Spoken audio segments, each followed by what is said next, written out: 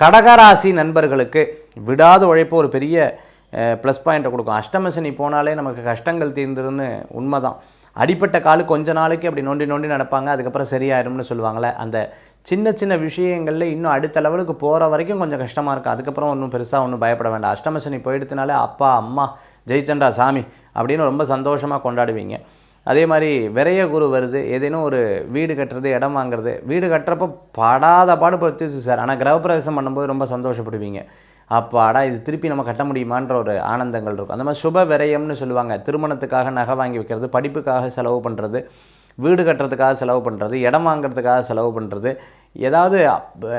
அதாவது டிப்ரிஷியேஷன் ஆகக்கூடிய ஒரு பொருளில் போடுறத விட இன்னும் அடுத்த லெவலுக்கு நமக்கு லாபமாக சம்பாதிக்கக்கூடிய பொருட்களில் நீங்கள் கவனம் செலுத்தி விட்டீர்கள் என்றால் கடகராசி அன்பர்களுக்கு நன்னா இருக்கும். உங்களை விட்டு பிரிஞ்சவர்கள் ஒன்று சேருவார்கள். விட்டு போன தொழில் திருப்பி வரும். வேலை வாய்ப்பு விட்டது திருப்பி கிடைக்கிறதுக்கு உண்டான பாக்கியங்கள் உங்களுக்கு ஏற்படுத்தி கொடுக்கும்.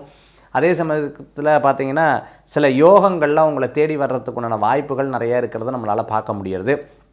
சில நேரங்கள் நமக்கு என்னமோ நல்லது வருது தட்டி போகுதுன்னு சொல்கிறதெல்லாம் திருப்பியும் முயற்சி எடுத்தால் உங்களுக்கு வெற்றி பெறத்துக்குண்டான வாய்ப்புகள் கண்டிப்பாக இருக்கிறத நம்மளால் பார்க்க முடிகிறது. இருப்பினும் சோம்பேறித்தனம் எப்போவுமே ஆகாதுன்னு சொல்லுவாங்க. புதிய தொழில் பற்றிய சிந்தனை, அதை பற்றி சர்வே பண்ணிட்டு நீங்கள் செயல்படுத்திக்கிறது அற்புதமான பலன்களை கொடுக்கும். கடகராசி என்பர்களுக்கு பார்த்திங்கன்னா ஃபேமிலி விஷயத்தில் கேர்ஃபுல்லாக இருக்கணும். ஏன்னா யாராவது மூணாவது மனுஷாவை விட்டு பேச வச்சோம் அப்படின்னு சொன்னால் அவள் வந்து அதில் ஆஹா இதுதான் நம்மளுடைய சான்ஸ் சொல்லி உங்கள் பக்கமும் பேசி அவள் பக்கமும் பேசி அதில் ஒரு கலகலப்பை உண்டாக்கி விட்டுருவா.